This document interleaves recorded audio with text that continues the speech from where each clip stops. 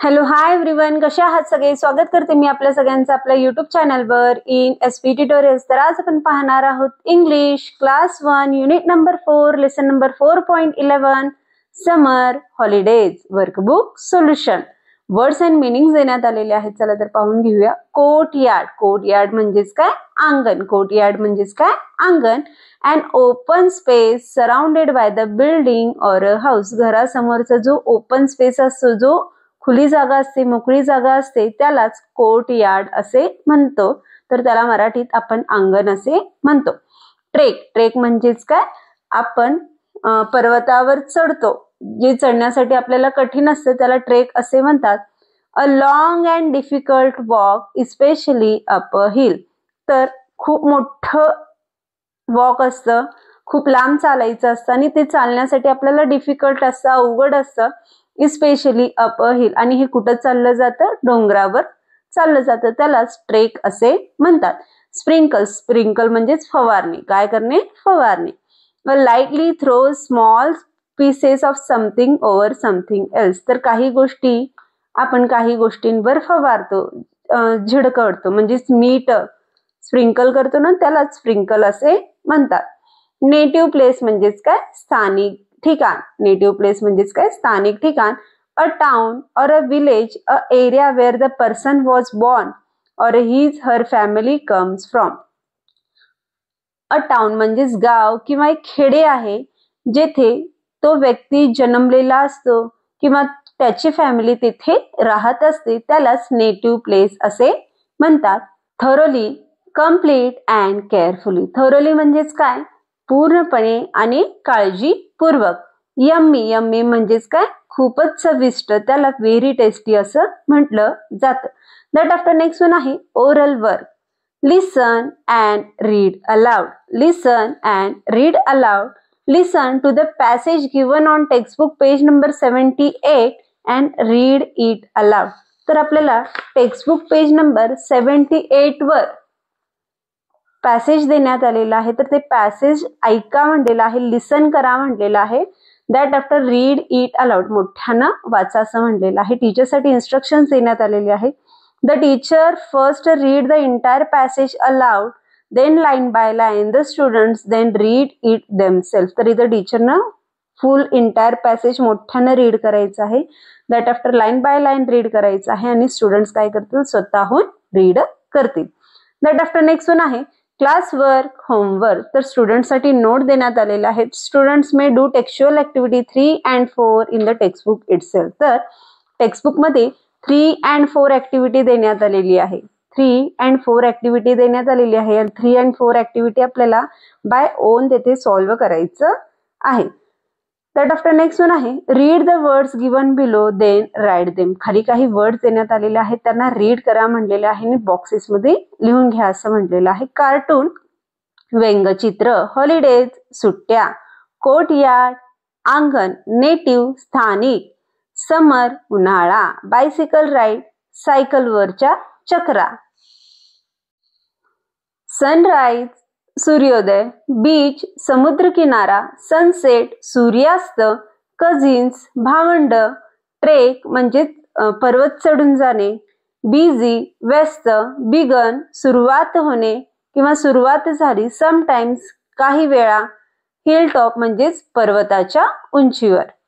That after next one आहे answer the following questions in word or phrases. तर खाली काही क्वेश्चन्स विचारण्यात आलेले आहेत, तर त्या क्वेश्चनचे आन्सर्स आपल्याला वर्ड्स मध्ये किंवा फ्रेजेस मध्ये लिहायचे आहेत. चला तर पाहून घेऊया. Where does Ashish go every summer. तर आशिष एव्हरी समर प्रत्येक उन्हाळ्या सुट्टीत तो कुठं जायचा? Every summer Ashish go to his native place. तर कुठं जायचा तो? नेटिव्ह प्लेसवर जायचा. कुठं जायचा? नेटिव्ह प्लेसवर. तर इथे native place. That after next one आहे whom does Ashish help in the kitchen. तर आशिष किचन मध्ये कोणाला मदत करायचा? देअर ही हेल्प आजी इन द किचन. आशिष कोणाला मदत करायचा? आजीला मदत करायचा. तर आन्सर काय आहे? आजी. दॅट आफ्टर नेक्स्ट वन आहे with whom does Ashish swim in the river. तर आशिष रिव्हर मध्ये कोणासोबत स्विमिंग करायचा? He likes to swim in the river with his cousin. तर कोणासोबत स्विमिंग करायचा तो? With his cousins. With his cousins. That after next one आहे who takes Ashish and his friends for a trek. तर ट्रेकिंगला आशिषला आणि त्याच्या मित्रांना कोण घेऊन जायचं? इफ हिज अमर मामा is not very busy he takes them for a trek. तर अमर मामा जर बिझी नसला असता तर त्यांना आणि त्याच्या मित्राला, आशिषला आणि त्याच्या मित्राला ट्रेकिंगला घेऊन गेला असता. तर कोण घेऊन जाणार होता? अमर मामा. कोण? अमर मामा. दॅट आफ्टर नेक्स्ट वन आहे put a tick for what Ashish does during his summer vacation and put a cross for the things he doesn't do. तर आशिष समर वेकेशन मध्ये काय करतो त्याच्यासाठी टिक मार्क करा म्हणलेला आहे. जे काही गोष्टी करत नाहीत त्याच्यासाठी क्रॉस आउट करा म्हणलेला आहे. Sleeps for a long time in the morning. तर तो खूप उशिरापर्यंत झोपत होता का? नाही. Ashish doesn't like to sleep for a long time. तर आशिषला खूप उशिरापर्यंत झोपणे आवडत नसे. तर तो उशिरापर्यंत झोपत नसे. तर इथं काय म्हणलेलं आहे? Sleep for a long time in the morning. तर तो खूप उशिरापर्यंत झोपायचा सकाळी. तर हा काय आहे? रॉंग आहे. रॉंग सेंटेन्स आहे. तर इथं क्रॉस देऊया. दॅट आफ्टर नेक्स्ट वन आहे watches cartoon with his friend. तर तो कार्टून पाहायचा त्याच्या मित्रांसोबत. His friends go to the park or watch cartoon show on the TV. तर कार्टून शो पाहण्यासाठी त्याला आवडायचं. कोणासोबत? त्याच्या फ्रेंड सोबत. तर हे करेक्ट आन्सर आहे. That after goes to his native place. तर तो एव्हरी समर वेकेशन मध्ये नेटिव्ह प्लेसवर राहायला जायचा. Ashish go to his native place. तर हा काय आहे सेंटेन्स? करेक्ट आहे. तर इथं टिक करून घेऊया. Helps his friend to take care of the garden. तर गार्डनचं टेक केअर घेण्यासाठी, प्लांट्स अँड ट्रीचं टेक केअर करण्यासाठी तो कोणाचा हेल्प करायचा? आजोबांचा. पण इथं काय म्हणलेलं आहे? फ्रेंड्सचा हेल्प करायचा असं म्हणलेलं आहे. तर हा आहे रॉंग सेंटेन्स. तर इथं आपण क्रॉस मार्क देऊया. दॅट आफ्टर नेक्स्ट वन आहे fun time match the games with the help of picture. तर इथं पिक्चर्स देण्यात आलेले आहेत आणि गेम्सची नावं देण्यात आलेली आहेत. तर त्यांना आपण इथं मॅच द पेअर्स करणार आहोत. तर फर्स्ट वन आहे क्रिकेट. तर क्रिकेटचा पिक्चर आहे लास्टला. तर तिथं आपण मॅच करून घेऊया. दॅट आफ्टर सेकंड वन आहे फुटबॉल. फुटबॉल आहे लास्ट सेकंड पिक्चर आहे. तर तिथे आपण मॅच करून घेऊया. दॅट आफ्टर नेक्स्ट वन आहे हॉकी.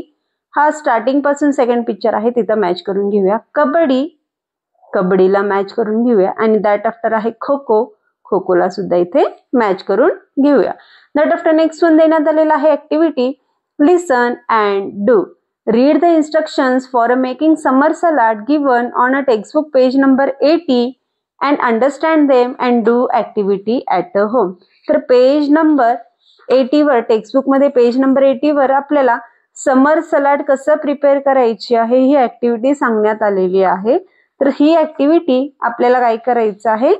समजून घ्यायचं आहे आणि घरी ती ऍक्टिव्हिटी आपल्याला प्रिपेअर करायचं आहे. स्टुडंट्ससाठी टीचरसाठी इन्स्ट्रक्शन्स देण्यात आलेले आहेत. The teacher read the instruction and explain them to the students. The students do the activity at home. तर इथं जे काही इन्स्ट्रक्शन्स देण्यात आलेले आहेत ऍक्टिव्हिटीमध्ये ते इन्स्ट्रक्शन्स मुलांना एक्सप्लेन करून सांगायचे आहेत आणि हे स्टुडंट्स ऍक्टिव्हिटी घरी करतील. Things to do before and after making the salad. Salad prepare करण्या अगोदर, सलाड बनवण्या अगोदर आणि सलाड बनवण्यानंतर काही गोष्टी आपल्याला लक्ष देऊन करायच्या आहेत. तर कोणकोणत्या गोष्टी आपल्याला लक्ष देऊन करायच्या आहेत इथे सांगण्यात आलेलं आहे.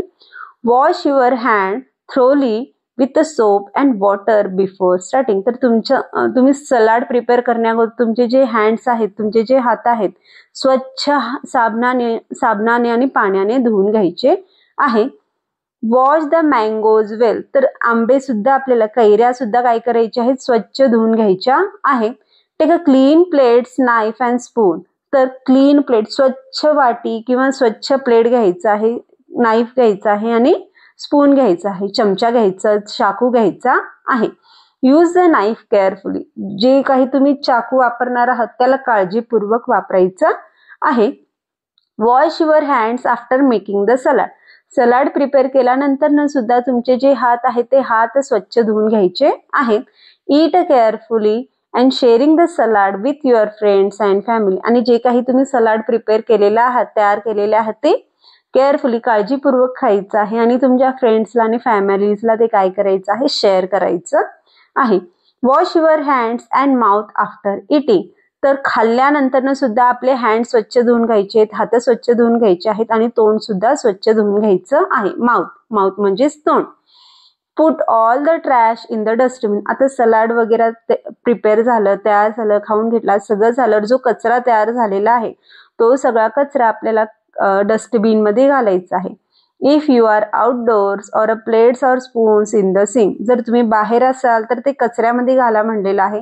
जर तुम्ही घरी असाल तर सगळे प्लेट्स आणि स्पून सिंक मध्ये धुण्यासाठी ठेवा, असे इथे सांगण्यात आलेलं आहे. तर अशा प्रकारे आज आपण लेसन नंबर 4.11 समर हॉलिडेज हा वर्कबुक सोल्युशन पाहिलो. तर व्हिडिओ आवडल्यास लाईक करा, शेअर करा, सबस्क्राईब करा. पुन्हा भेटूया असेच अनेक व्हिडिओ घेऊन. Bye bye.